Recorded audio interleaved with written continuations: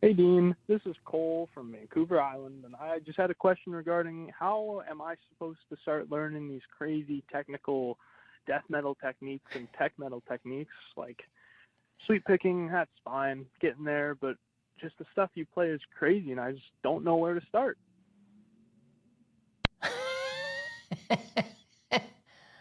Oh my God. Okay, Cole. Okay, you want to know where to start when it comes to learning crazy guitar techniques. Uh, I guess I need to know more information. Like, where are you? Like, where are you in guitar playing right now? You know what I mean? It's like if you're already kind of like learning shred guitar a little bit, but you just like want to learn crazier techniques like sweeping and stuff. It's like I don't. I mean, like Matt, you teach. Like, you know, like what do your student comes in? He says he wants to learn like crazy techniques. Like, what do you tell Um, I don't know. Just jump right in, I guess. I guess, yeah. I mean, it depends on kind of who your favorite guitar players are. If you're like a big fan of like Archspire and like, which is cool, a lot of it is like the staple techniques like sweeping and tapping, and then you can add on crazier stuff like hybrid picking and stuff. But sweeping and tapping are kind of among the normal stuff. Trem picking, all good alternate picking, you know, among all the normal stuff like palm muting. You still need to have those down. But yeah, I mean, like start with the. I don't know. I really need to know like kind of like where you're at already. Otherwise, I might just give you something that's too much. Honestly, like the best advice I ever give for anybody that wants to learn crazy stuff, that wants to like get better at guitar, is to get them to teach. Like, start teaching guitar. You know what I mean? If you've if you've struggled with trying to play stuff and you're like nervous about your music theory knowledge or your technical abilities or whatever, teaching guitar is going to fix so much of that for you. You know, like I don't like because Matt, you like started teaching. Do you find it helped you a lot? Big time. Yeah, Yeah, it's I like really honed in on exactly what I was doing as soon yeah. as I started telling other people like, "Oh, you got to do it like this," or maybe I don't know, something. You know what I'm trying to say. Yeah, to relay the information. Yeah, yeah, Yeah, when you actually can break down a concept and like teach it to somebody else, then I guess that kind of means like you have a pretty good understanding of it yourself. And like a lot of the time too, I mean, when I started, I was teaching like I don't know, 15 years ago. I was nervous that I wasn't going to know enough for a student to like enjoy lessons or whatever. But that just like pretty much never came into play. It was always like, hey, if I don't know this thing, then I'll just go learn it. And it forced me to learn a lot of music theory, which is cool. I mean, not that I didn't like it already, but like in terms of like crazy techniques, like pretty much no one ever came in and could already do this nutso stuff. If they're coming to get guitar lessons, they're probably still like an intermediate guitar player at most. But yeah, I don't know. I mean, I guess maybe go back and like listen to like 80s and 90s shred guitar players because their stuff is still crazy, but it's like a little bit more grounded a lot of the time in like kind of reality. I think now with Guitar Pro and crazier editing techniques, and then people using that as inspiration to learn their own style, people have just gotten so off the handle with like what they can do on the instrument. It's a little bit less humanly possible now. Well, not humanly possible. It's just there's a lot of like studio magic in guitar playing now that there wasn't in the 80s and 90s. So I don't know. Maybe go back and learn Jason Becker stuff, Paul Gilbert stuff, that kind of thing. I don't know. That's probably where I would start. If you're looking to start, then yeah, go back. But yeah, what do you think, Keith Merrow? No? Okay. nothing. What? Nothing? Yeah. I paid $100 for you. Hey, this video is brought to you by Sweetwatermusic.com. So when I was building this office, brand new office here, I needed a whole bunch of stuff, a new desk, new studio monitors, audio stuff, video stuff. I found everything at Sweetwatermusic.com. In addition to music gear, they also stock Rode audio equipment and Blackmagic cameras. And it's just like everything that I need is all on just one website. So if you take a look at the link in the description, you'll find the list of gear that I use from Sweetwatermusic.com. Go check it out. It supports the channel. Thank you so much. On to the video. Next call. What's going on? All right, next one. Next one. Hey Dean, I was Hello. wondering, how can I get better about writing cool runs and licks in the middle of a rhythm section? I'm pretty good at writing catchy rhythm sections, but I want to be able to add more periphery style, metalcore style runs into my riffs to add more diversity and depth and to help with transitioning into new parts. If you could help me with that, that'd be great. And also, P.S., how come you don't look at the memes I send you on Instagram? I think they're pretty funny. This guy's calling me out. What the hell kind of Damn. call is this? Sorry, bro. I didn't look at your memes. I'm sure that they're very funny. The question is like, how do you incorporate faster, kind of like intricate melodies and runs to your rhythm playing? That's a cool question. I think that's pretty cool, and especially if you like reference periphery, it's like, yeah, they do it really well. I think maybe you could look at it, and this is something I'm starting to do recently, is looking at it in terms of note rate. And if you are doing a rhythm thing, let's say if you're doing something rhythm that's like, something kind of like, you know, just for example, whatever. Hey, don't judge me, it was a piece of crap riff, but whatever. I'm just coming up with it off the fly, off the top, you know. So we have a lot of like eighth notes with like a gallop or something like that. Then counterbalance that with something faster or something that's not the same note rate for picking. So like you might have like, so then we could do,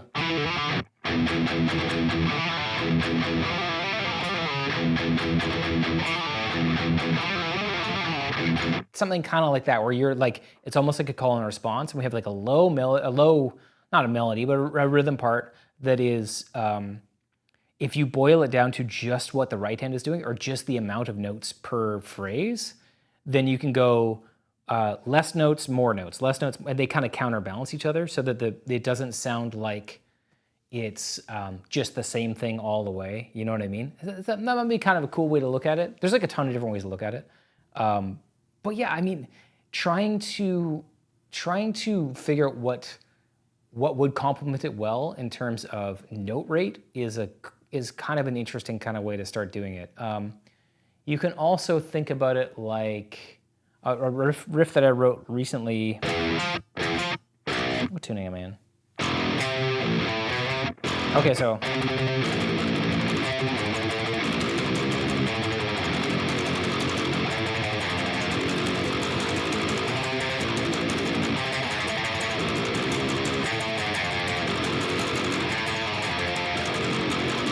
I mean, that's your classic call and response.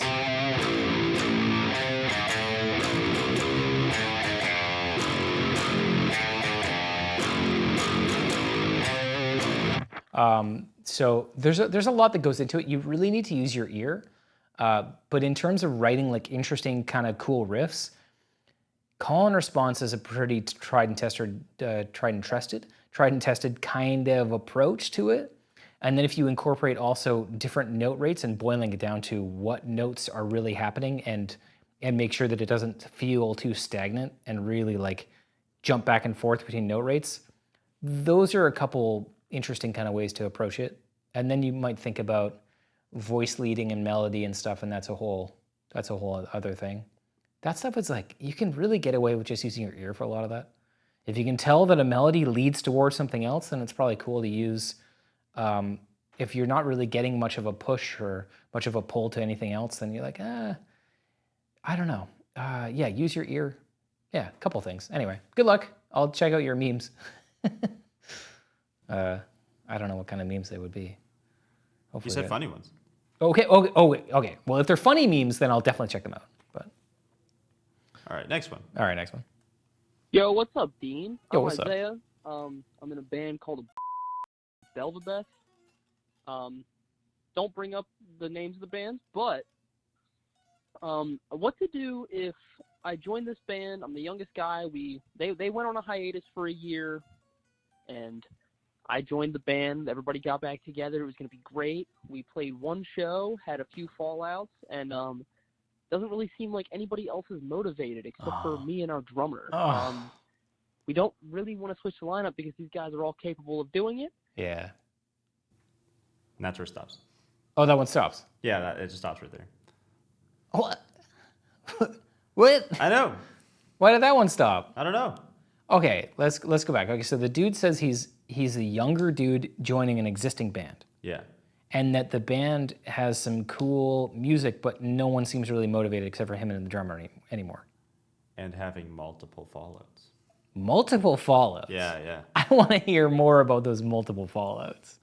I'm really interested in multiple fallouts. So that is to say that the fallout happened and then they got back together and then there was another fallout. And that happened multiple times. Or maybe it's just like multiple like blowouts or something, I don't know.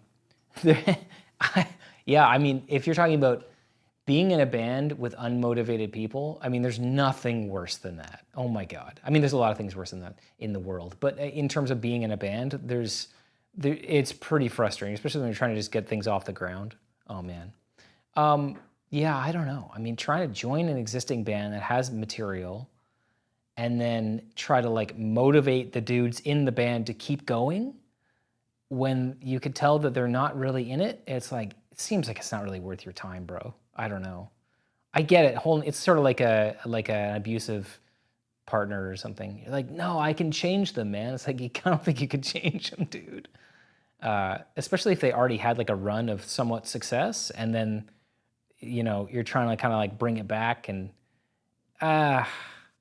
you know, it's just like any breakup. Like there's kind of a reason why things didn't work out in the first place. And if you just like you romanticize and you imagine like, oh no, it wasn't actually that bad. And then you know, get back together with those people or whatever and start jamming. It's like, there was a reason why it didn't work in the first place. I don't know. There's a lot of musicians out there. It's cool that maybe you found a cool drummer though. That's probably the hardest part to find, you know? So I don't know. Best of luck to you. I don't know what the hell else happened. Call back and tell me the crazy multiple fallouts. I would love to hear about them. I don't know. Joining a band that's established and then trying to navigate their relationship with each other from as an outsider. I mean, good luck, bro. Especially if you're trying to fix the situation. I don't have a ton of confidence in that. It's hard enough to bring somebody new into a friend group, and a band is like a business friend group where everybody has to be in together creatively and business-wise and friendship-wise. It's like such a hard group to create. Introducing a new person, they're just going to be on the outside for potentially forever, potentially as long as that crew kind of exists. You have like sort of shared not trauma, but shared, you bond over like things that happen on tour. You signed a contract to a label and they fucked you over, and then you got to like try to, you know, like claw back money from a promoter that didn't pay you for a show, and everybody was in it together, and then your van broke down. And then 5 years later, you bring a new person in, and this person's kind of maybe newer to touring or newer to playing music, and you just it's hard to integrate. It's hard to integrate, but I don't know. What do you think, Matt? Just sounds tricky. It's so tricky, dude. Because I get not wanting to leave, you know, what you got going on already. Of course. Because you don't want to restart. Because Yeah. that sucks, but sometimes it is better. Yeah, I oftentimes wonder what would happen if I had to start a brand new band. I don't know if I would ever do it. I think what I might do is start something that's kind of like an online thing and just like an outlet for music.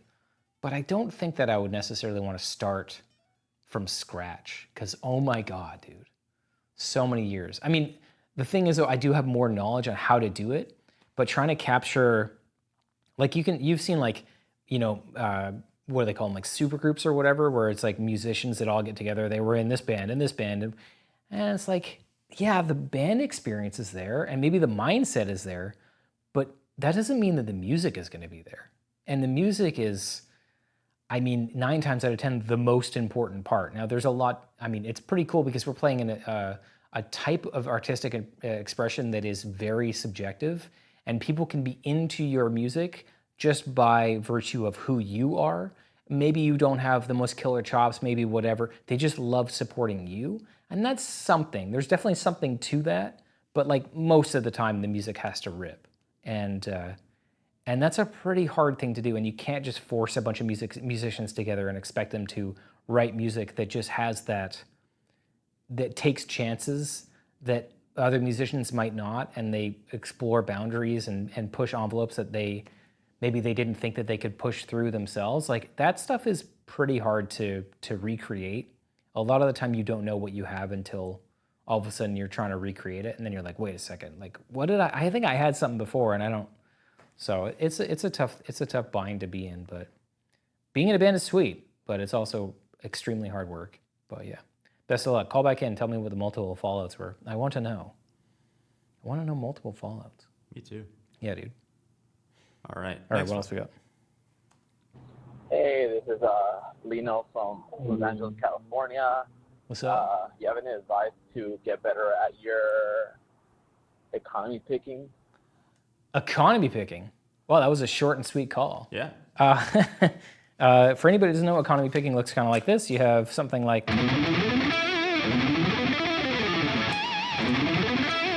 Okay, so economy picking is, you can oftentimes look at it like 3-note per string alternate picking, except for the string changes always change in the direction of the next string that you're playing. So if you're doing 3-note per string, down, up, down, down, up, down, down, up, down, down, up, down, rather than down, up, down, up, down, up, down, up, down, up, down, up. So what the benefit of economy picking is the speed ceiling is way higher. So instead of alternate picking, that kind of thing, you could just play way faster. The most important thing is pick planting. So taking your taking your pick and going something kind of like this, down, up, down, and resting your pick here in this next string. Because the benefit of economy picking means it's basically like you're limiting the amount of kind of like dead movement, like useless movement in your picking hand. So you're going down, up, down, and then you're already ready to play the next string. That kind of thing. Whereas alternate picking, you can kind of see it like this. See how much extra, there's a lot of movement. There's a lot of kind of swooping in, kind of grabbing the note, coming back out, especially if you have to avoid notes on exit and entrance strategies when you're going between a pair of strings. But yeah, economy picking is all about speed. So taking something super slow and just going like this. And always resting on the string, the next string that you're going to be playing. The same thing on the descending, same kind of thing. Always resting. So the resting is the most important thing. So that would be the best place to start. Now the drawback of economy picking would be like if you have something that needs to be very rhythmically stable, you're going to want alternate picking. You're going to need to have that sort of like the resistance between each note should be even. So down, up, down, up, down, up. So you're never putting less resistance on any one note, because that less resistance is going to mean you're more likely to rush through it. And then all of a sudden it goes da da da da da da da. You're doing sort of this kind of. That's why economy picking is not great for slower tempos. I find is best for higher tempos. Try to do big fast runs, 3-note per string, bro. Economy picking is where it's at. But if you're trying to do slower rhythmic stuff, alternate picking is where it's at. So it's just like two different techniques for two different scenarios. But yeah, economy picking is it's all about that rest and the downward pick and upward pick slanting. So I'm downward pick slanting here because that way I'm sort of in the string here rather than I have to like, yeah, it's just really about angling your wrist. Honestly, like a lot of the stuff I would tell you would just be stuff that your body would just kind of naturally do. The pick planting thing is not though. So yeah, try pick planting. Try it out. Do you do a lot of economy picking, Matt? Sometimes. What do you do? What are you even doing? I can't see you. I don't know what you're doing. Same thing as you, just planting. Just planting on the strings. That's true, That's yeah. the biggest part. Yeah. I find a lot of people have trouble with the difference between when to use like cross picking versus like Oh yeah. economy picking. Cross picking being single note per string alternate picking. Yeah, because a lot of the time that stuff is more rhythmic, right? Bro, it's so hard. Like too many notes is.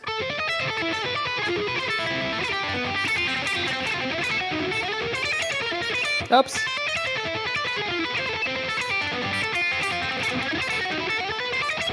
As I play it sloppily as fuck. That single note per string alternate picking. That shit sucks. You ever learn that? No, but that looks terrible. It sucks. I'll teach it to people and they'll be like, yeah, it's cool. And they'll start sweeping. I'm like, no, don't sweep. But yeah, what experience do you have with cross picking? What do you play in cross picking wise? Like if you had a, I don't know the technical term for it off the top of my head, but like That's fair. the power chord with the power chord stacked on top, like a 9 chord, I guess. Do you know what shape I'm talking about? Like if you were to go across 3 different strings and go like 5, 7, 9. That kind of thing. Yeah.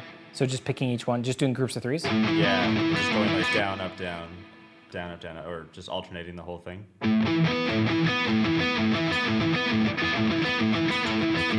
Oh! Yeah, because then it like the directions change every go around.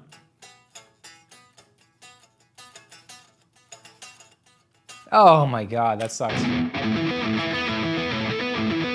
Yeah. I'll see that in songs sometimes, and people will try and, economy through it if it's like a medium kind of speed. You've seen that in what songs? I don't know. I can't remember, but I've definitely seen that around. You've seen it around. Seen it around. Yeah, sure. I've never seen that before. That's really cool. It's really hard. It's really tricky. I should show you that Too Many Notes thing, dude, by Steve Morse. Bro, it's like every...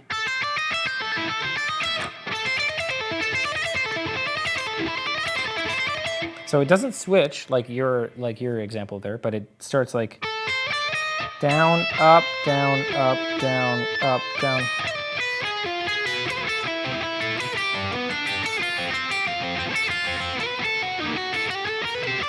Oh man, I'm playing it terribly.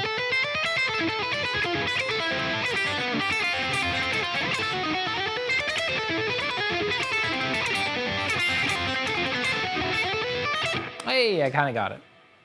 I'll show it to you. I'll send you a tab. You probably don't want to learn it, but That looks really hard. it's really hard. I say I'm going to learn it, and then I probably won't.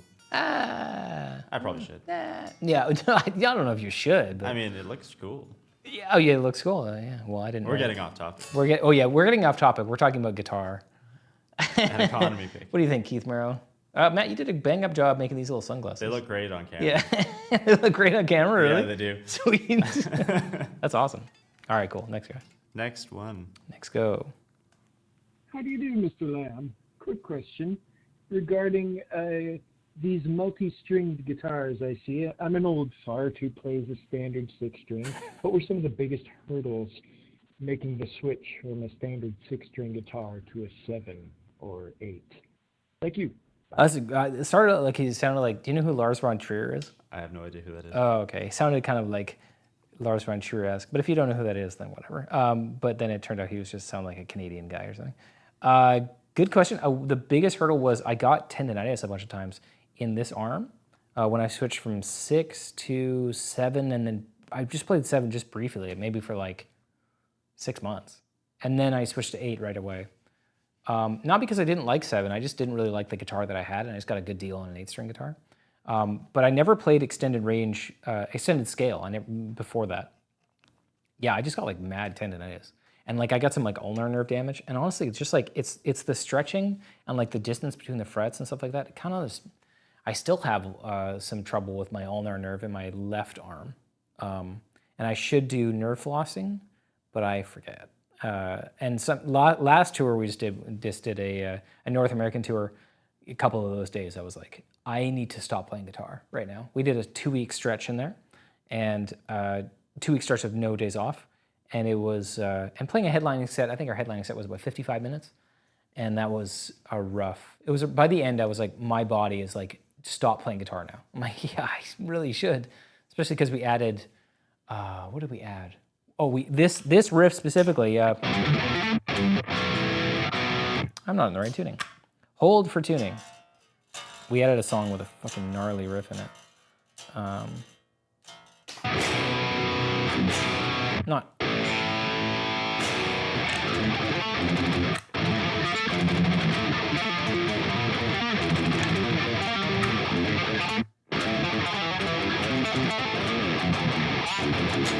Anyway, I'm not playing great, but that's the riff. So it's a lot of this,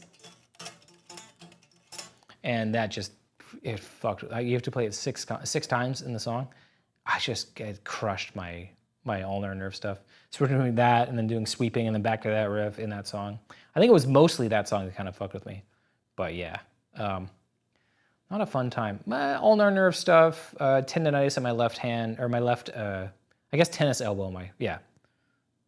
But yeah, other than that, visualization, I still think about it like 6-string guitar. all my chords and stuff like that. Maybe not the best thing, but I do it. I think about it more like a guitar that I can reach more, like I can just get more out of it rather than thinking about like a whole new instrument. So I can just use all my 6-string shapes, and especially now because I use this double drop tuning, which we started last album, the album before, I can't remember. Drop A, drop E, and it's just really cool. You can do so much cool stuff with it. So and I don't know why I played it like that, but there you go. Yeah, so you can do this kind of, so you can do diminished kind of stuff, and it just stays in kind of the same spot.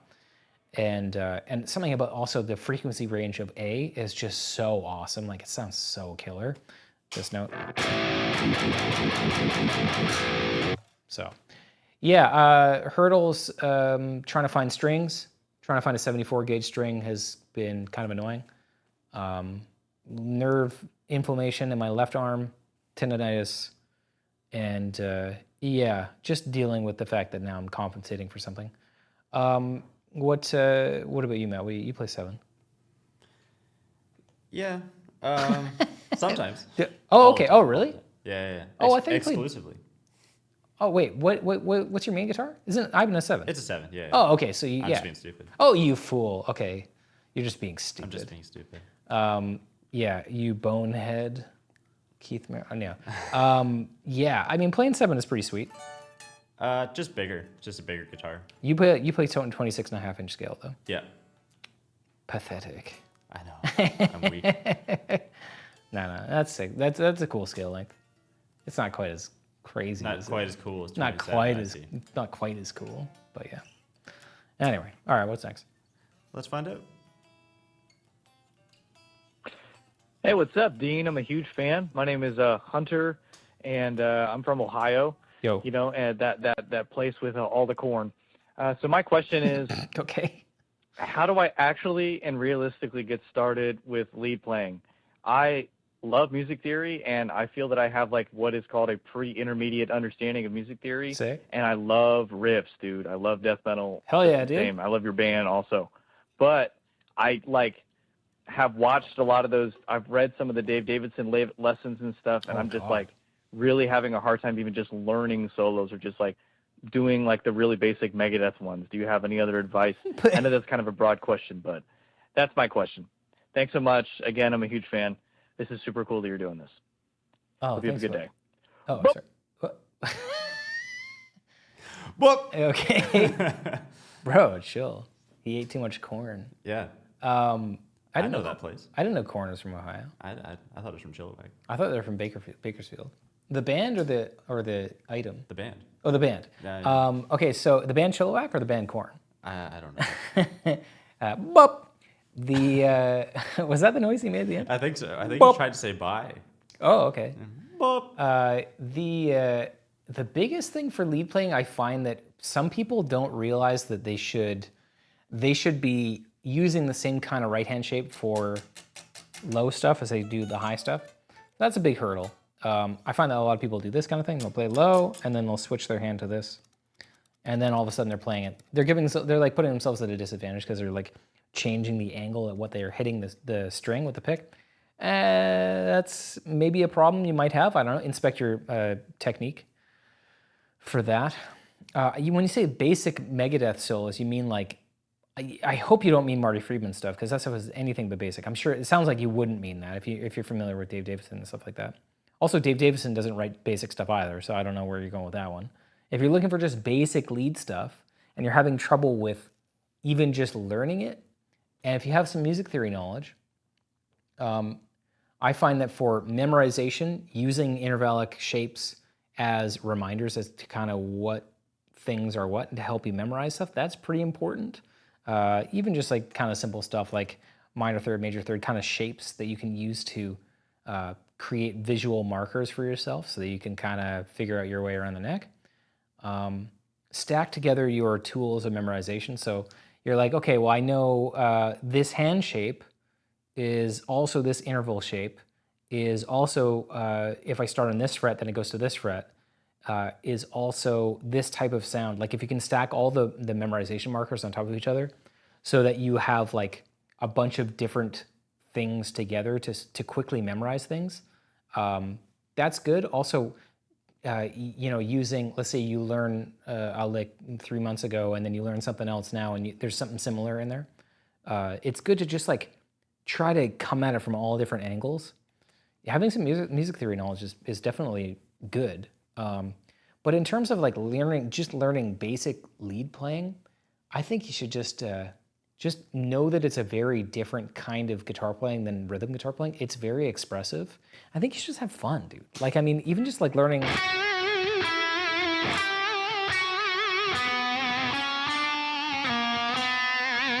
Like even just coming up with melodies and stuff like that in the higher register on your guitar and just having fun with it and learning what you are good at and what you're not so good at. That would be a great place to start. I wouldn't say learning, like I like learning other people's music. I shouldn't even say I like it. Honestly, it's pretty frustrating sometimes, but I do it on camera because I think it's good for my guitar playing. And I also did it during lessons when I was teaching because it's good for my guitar playing as well. And it also gives people a good reference as to what something should sound like. And they go, okay, well, I'll play it. And then I'll listen to the actual song. Like, oh, okay, that's different. The vibrato is different, whatever. But I mean, like, since I've got this office, I came in here the other day and I just had fun on guitar. I wasn't recording. I wasn't trying to write anything. I just sat there and just had fun. So yeah, I mean, that might be a good place to kind of start. Just like learn what it feels like to play that kind of stuff and improvise and just kind of fuck around. And then maybe that'll lessen the stakes and it'll bring you to a point where you are less focused on making progress and more focused on just expressing yourself on the instrument. And that might be a good place to start. So I don't know. What do you think, Matt? Maybe just trying to not put so much pressure on yourself. That's kind of fun with it and try like more melodic solos. More melodic solos are pretty sweet. I find it hard for myself to let go of the fact that my solos need to be crazy. Oh, I gotta write a crazy solo. It's like, no, you can write just like a fun melodic solo, So yeah, I mean, yeah, just have fun with it, dude. I mean, play your guitar loud and just sit there and just enjoy it. Because at the end, it should be a form of artistic expression rather than just a tool on, for how to, it shouldn't just be like a marker for how good you are at it. It's like, nah, this instrument should just be something you have fun playing. So, I don't know, give that a shot. All right, what else we got? Let's see. Let's see. Let's see. Hey, Dean. This is Ollie. What's up, man? I was just wondering how you go about writing your riffs or songwriting in general, because if you're a solo guitarist and you don't have any bandmates, it's kind of hard to come up with riffs with totally drummer to create a beat or stuff, or you know what I'm talking about. So I was just wondering your process for that, and thank you for being cool. I'm not very cool. I appreciate that, though. I've convinced you that I'm cool. The hardest thing about writing with no drums is like feeling the riff. It's really hard to feel the riff. You're like, man, I know that syncopated drums over this part. I know that the kick and the snare relationship between this riff and the drums, it would create something else. And as soon as you start layering stuff, then it becomes greater than the sum of its parts, right? So you have like a riff and it sounds cool enough and you put drums over it and you're like, oh man, it's become a reality. You put bass over it, you're like, oh shit, this is kind of sick. And you put vocals over it, you're like, damn, this is real now. This is actually happening. Especially if you have lots of cool, interesting, clever ideas in there. But yeah, I mean, the most important thing that I look for when I'm writing a riff without drums, because I do it all the time, is if it sounds sick without drums.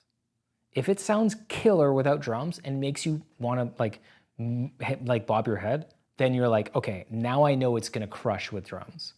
So I'll do a lot of layering. I'll do a lot of I'll take an idea and I'll write something, and then I'll just go over it and re-record it and tweak it.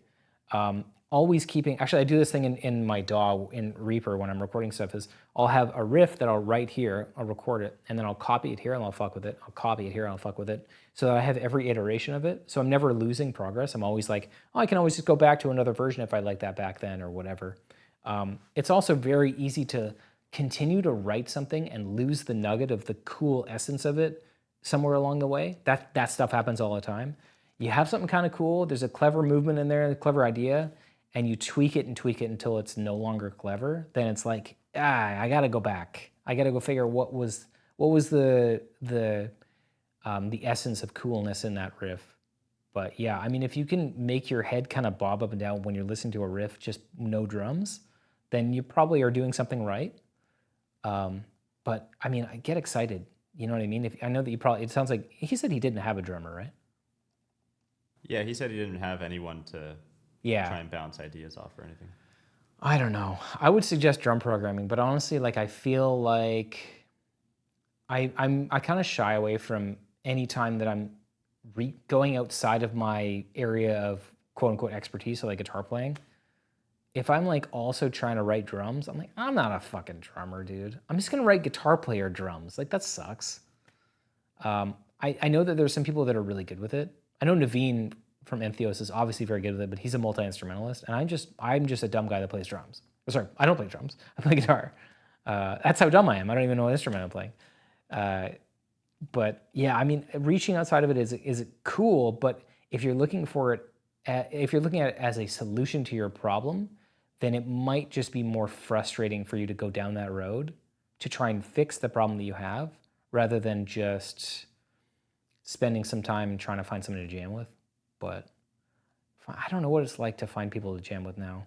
I have no idea. I haven't jammed with anybody in a long time. I mean, I started playing with the guys in Archbar in 2009, so it's like that's how long it's been since I've been looking for somebody to jam with. And I remember hating it. I remember hating looking for people to jam with, because I show somebody's house and they'd be like, yeah, I like death metal, yeah, but I also like, like Jimi Hendrix and stuff. Like, oh, you're not the right guy. And then they got like their some, I don't know, surfer Strat guitar with like a Fender amp. I'm like, this is not gonna work. Like, I don't know. People kind of sometimes misrepresent themselves, or maybe don't know that they're necessarily misrepresenting themselves. And especially coming from me, somebody who's always wanted to be, like, as soon as I play guitar, pretty quickly I was like, I want to be in a cool band. I want to, I've never really taken it very lightly. I've always been like, I want to do this. Let's do this, So I don't know. Last time you tried to find somebody to jam with, Matt, you've been in a band forever. Yeah, I have.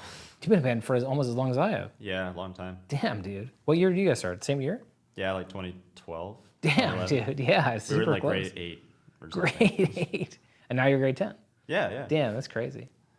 Yeah, it's really hard to find someone to jam with. Bro, it sucks. It's so difficult. Yeah. Trying to find somebody with a similar mindset, it's like, dude, good luck. Yeah, it's like impossible. The answer to your question is it's impossible. No, it's not impossible. No, it's definitely possible, but it's like, there's so much like clout chasing, and there's so much like Instagram like chasing now. It's like, man, I do remember when it was a little bit simpler. Maybe that's what I remember. And it was still frustrating then. And maybe now it's, I don't know. You might have, maybe there's a benefit. Maybe there's like people posting videos and you would never see them otherwise, and they don't post on the usual kind of like, I don't even know where you would go to look for that. Like, where do you find band members? I guess I'm looking for one right now. Hey, if you play drums and you're interested in learning some of my band stuff, we are looking for a new drummer. So, but yeah, not a nude drummer, but a new drummer. Going back to just writing riffs, just having like MIDI drum loops instead of like programming drums is huge. Is that what you do? Yeah. Oh, okay. Yeah. It's a lot easier because I don't want to sit there and like mess around with programming drums for like an hour or whatever, because then you lose the idea and it just kind of sucks. Yeah, bro. Yeah. And then, or even just like YouTube drum tracks sometimes are really helpful. Oh, just that's kind a of good idea. jamming with whatever. Yeah. That's a good idea. Yeah, YouTube drum tracks. What he said. I'm pointing this way because that's where Matt is. I'm here, and then he's in the control room over there. And we're separated by curtains. But if I could look through the curtains, I could see him. Just want to let you know the layout of the office. Next call. Next call. Next call. I'm working on it. Fucking let's go, Keith Merrow. Hey, Dean. My name is Matt Gurley. I just wanted to say that Archspire is my favorite metal band. Oh, that's You cool. guys are absolutely one of the greatest things I've ever heard. And you also inspired me. I've recently gone official with my music business. I'm performing for the elderly at over 20 different locations here in Olympia, Washington, around that's Thurston cool. County. You guys are just always an inspiration. I watch your videos all the time. I wanted to thank you for just all the things that you guys have taught me about moving forward, getting more exposure, building up your business. Thanks a million. Keep making amazing records, and have a great night. Bye-bye. Dude, it'd be so sick. Like, I mean, I imagine he's not playing death metal for elderly people, but like... That'd be pretty tight. That would be pretty sweet. I wonder sometimes, like, you have all these people, and myself included, and Matt, you're also included in this, people that have lots of tattoos. Like, retirement homes are just going to be full of tattooed people in, like, 50 years. Just full. Like, so many people that I know have tattoos. And they're just going to be, although maybe their lifestyles don't lend towards being able to live very long. So maybe not. But, yeah, I mean, that's pretty sweet. I wonder, like, if... So, I mean, I guess in the future, though, you're going to have elderly people that are going to be in a retirement home, and you can, let's say you can bring in the newest form of extreme music that's not necessarily, I don't know, and like, I'll be like there as like a guy that loved death metal and be like, hey, I used to play in a death metal band. They'll be like, oh, that's nice, Grandpa. Like, death metal is so retro. Like, it's, you know what I mean? Like, it's not even on the blip of the of radar of pop culture, really. I mean, Cannibal Corpse, you know, in the 80s and 90s made a little bit of a, not a little, I mean, huge in terms of death metal, in terms of like people that know, but in terms of pop culture, like mainstream pop culture, nobody knows death metal. So, but yeah, I mean, it's just, I wonder what it's going to be like. I guess maybe just for myself, covered in tattoos, retirement home. I don't know. Maybe somebody like this in 50 years can bring in like whatever the, I don't know. Maybe they're gonna have death metal on the radio as like retro music or some shit. I don't know. That's pretty cool though. Yeah, no question. Just yeah, cool. That's pretty sweet. Yeah, that's pretty sweet. I like that. On to the next one. Hell yeah. Hey, Dean. It's Bryce with Fizette. I just was curious. I've been wanting to get into a lot of sweep picking motions, but I'm not sure how to do it. I've been trying to learn how to play some necrophagist and all that fun stuff, or necrophagist, however you want to pronounce it. But it seems like a lot of the sweep patterns are really difficult. If you can give any assistance on how to pick accurately or even get them a little bit more fluid, I'd surely appreciate it. Thanks for your time. Yo, so I'm learning Epitaph by Necrophagist right now. I'm not in the right tuning for it, but he does one that's like this.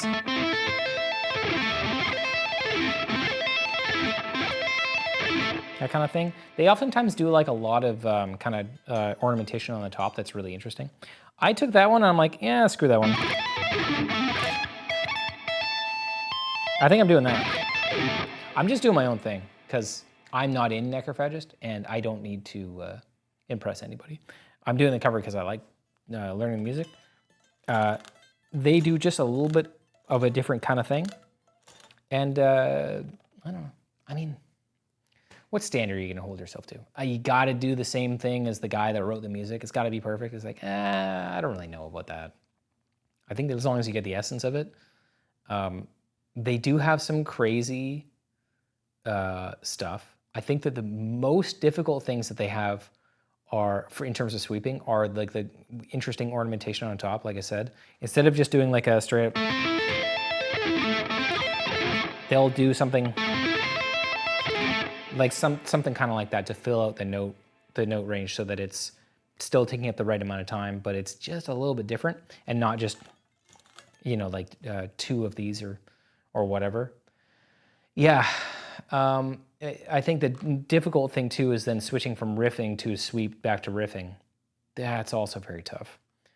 The thing that I've been doing with that Epitaph song is, well, I mean, just a lot of like drilling small sections and adjusting things so that I can play it that's most suited for what I'm good at. And luckily I'm okay at sweeping. And so if there's a shape that I'm way more comfortable with that sounds 95% of the way there, but it's not exactly what the official tab is, I'll probably just go with the way that I like. And that way it puts less stress on me, and it's still really fun, and I'm still getting as much out of it. And I'm still expanding my horizons because I'm still doing interesting kind of ornamentation on the top. But yeah, it'll also push your theory knowledge a little bit because you have to take these shapes, these sweep shapes, and move them around and kind of just like, I don't know, yeah, it'll put you to the test. And maybe there's a better way for you to play it that is more suitable to what you're comfortable with. But yeah, I mean, killer guitar playing in that band. Oh my God. It's like some of the coolest stuff I've ever heard. Especially going back and learning that song. Fucking rules, dude. It rules so much. It's so much fun. I think that they have some of the most interesting riffs in all of death metal. And yeah, I wish you the best. But I don't know. Just don't put quite so much pressure on yourself, and just and tweak things as you see fit to kind of make it a little bit more cohesive to what you are good at. Because you're also up against the muscle memory of somebody who wrote this that had a different upbringing than you, that had different interests, that it had different muscle, different muscle, just a different body, different shape, hands, all this kind of stuff. So you're learning something that they are really good at, and you haven't quite gotten there with that, but you might be equally good at something else that's very, very similar. Yeah, you're not in the band, whatever. Take some pressure off yourself and just have fun, I think. Does that make sense? That makes sense. That makes sense. Yeah. I'm not saying play it wrong. It's just like, just get 95% of the way there and no one will be able to tell the difference. Maybe that's it. Next one? Next one. Yeah, let's do one more. Hey, Dean, it's Carson from the Callous Cowboys. Hey, my buddy. As a guy who also likes to be bald most of the time, I wouldn't say I like how do you play it. guitar that fast? It has nothing to do with being bald. I want to know if I can be bald and also play guitar that fast. Thanks. Bye. You're wondering if your hairstyle has anything to do with the speed of your playing. Well, okay, so if anybody doesn't know, the Callous Cowboys is a nutso band. Do you know them, Matt? A little bit. Yeah. I think I saw them last year. Oh, really? At the rickshaw. Oh, that's cool. Who'd they play with? I can't remember, but I'm pretty sure they were there. Oh, that's neat. Yeah, I mean, they're like ultimate like spazcore math rock, like whatever. I don't even know what it is. Kind of like early Dillinger Escape Plan, but like wackier. Yeah, that sounds about right. Yeah, they're pretty cool. But no, you can't play guitar fast and be bald. It cannot happen, because then there's two of us. There's actually there's a lot of us actually, and I think maybe it's related, but I think it's probably more likely just genetics, just bad genetics. And when you said that you also like to be bald, it isn't my preference to be bald. It is my destined path to be bald. And I mean, to say that I like to be bald, it's just being bald beats being balding.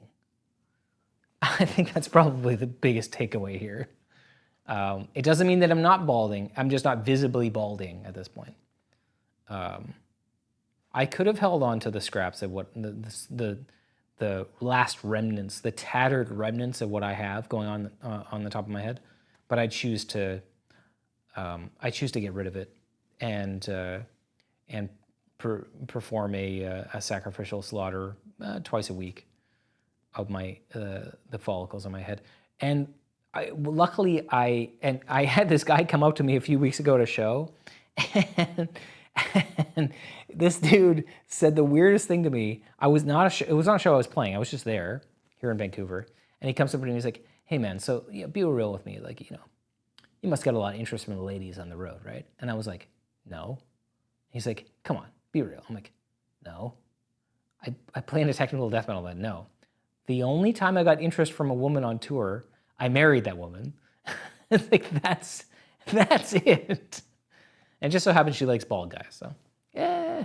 What are you gonna do? Matt's gonna be bald soon. Hey, Joe. Aren't you, Matt? Are you going bald? No. Oh, fuck. I think I got good genetics. Damn it. Sorry. Damn it. Oh my god, dude. Well, it is what it is. I learned to live with it. You want to do one more? Yeah, let's do one more. Let's do one more. Hey, Dean. My name is Kyle. I know you've talked in the past about overcoming some kind of chronic pain stuff with practicing. I was recently diagnosed with a connective tissue disorder, and there are days where I basically can't use my right hand at all. Damn. I'm wondering if you have anything in your toolbox for like one fretting hand only licks, etudes, something musical, you know, on the days where I'd still like to be able to play even when my picking hand isn't cooperating. So yeah, if you've got any thoughts, I'd love to hear them. Also, I saw you guys in Baltimore a couple months back, and you totally fucking killed it. It was awesome. Hell yeah. Baltimore Soundstage. Okay, thanks. I love you. Bye. Oh, wow, he said he loved me. I would say anything Paul Gilbert.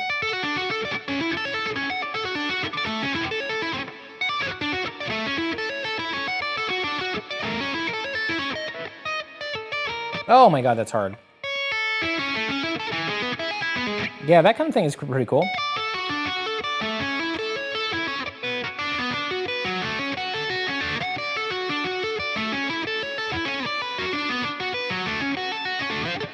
Oh man, I should practice that more. That is pretty sweet. I like that thing a lot.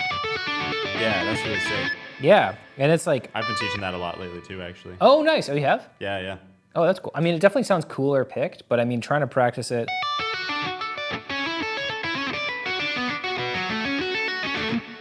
What was that called? I can't remember. Oh. Sorry, I really caught you off guard. Hey, what's the name of that? You're like, fuck. It's that thing, you know? It's a Paul Gilbert thing. Canon in D? Canon in D, that's what it's called. Yeah. It definitely sounds cooler picked, but trying to... That guy right there. That index finger note. Trying to get it even.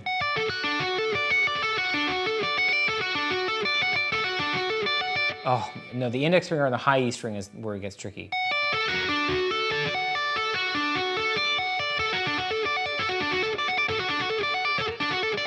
Yeah, I'm like always lagging behind there. That one is, yeah, Canon and D, search for it, Paul Gilbert. I think it's his string skipping kind of thing. That guy's great. Not just Paul Gilbert, but that arpeggio series. Yeah, what else would be cool? So last week, 2 weeks ago, I had one of my students text me and he was like, hey, I broke my right hand or my right wrist and I won't be able to play guitar for like 8 weeks. Oh, damn. And I was like, oh man, dude, what did you do?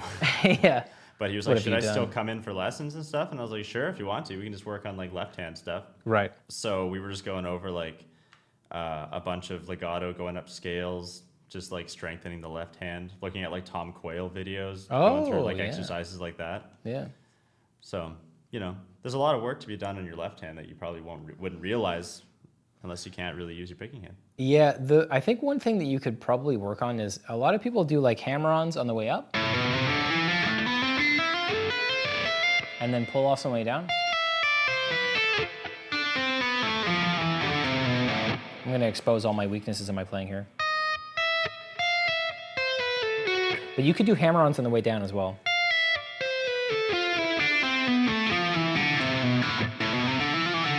You could do hammer-on, hammer-on.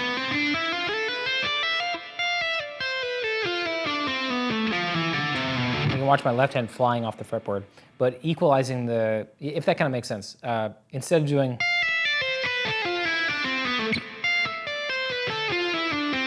I'm literally like, just the timing of the fingers, I'm like hitting the strings rather than pulling off to the next finger. I think it's a pretty like tiny dynamic switch, but it feels really different to play. Like it's unfortunately one of those things that sounds easy but is hard. There's two categories of riffs. Actually, there's a bunch of categories of riffs, but there's two categories that they are polar opposites, and I love one and I hate the other one. I love the ones that sound difficult that are easy. That stuff is my jam. I love that stuff. I hate the ones that sound easy that are difficult. That stuff sucks. This just happens to be one of the sounds easy but is difficult things.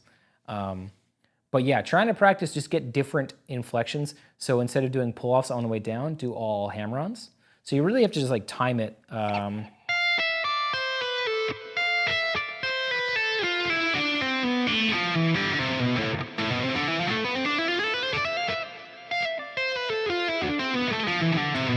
you can watch my left hand, like I said, flying off the fretboard like that. That's a tough one to do. You ever work on that, Matt?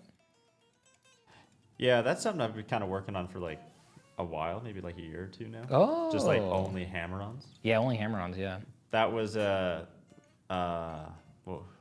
when I had a lesson with Rick Graham.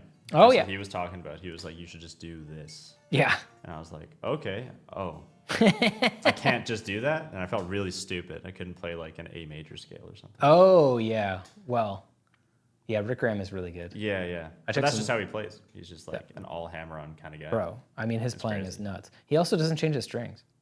What? Never changes his strings. He's like, I hate it. I'll keep the same strings on my guitar for like 2 years. Whoa. I was like, ew. Ew. But I mean, he makes it sound really good. I don't know how. I mean, I find that when you are playing guitar and you have the same strings on for like 3 weeks and you play a decent amount of guitar, you feel like a shitty guitar player. And you're like, man, what the hell? I feel like I suck at this instrument all of a sudden. And you change your strings and you're like, oh, I'm an idiot. I sound 30% better right now. It's just like so obvious. I always tell my wife that. When's the last time you changed the strings? And like, has it been 3 months? Because you need to change them. And then she changes them and says, oh yeah, I feel much better. I'm like, I know, dude, I told you that. It's what we fight about over in our apartment here. So it's our biggest source of aggravated yelling is, when's the last time you changed your strings? No, we don't. No. Plates being thrown across the room now. But yeah. All right, well, thanks for your calls. Goodbye.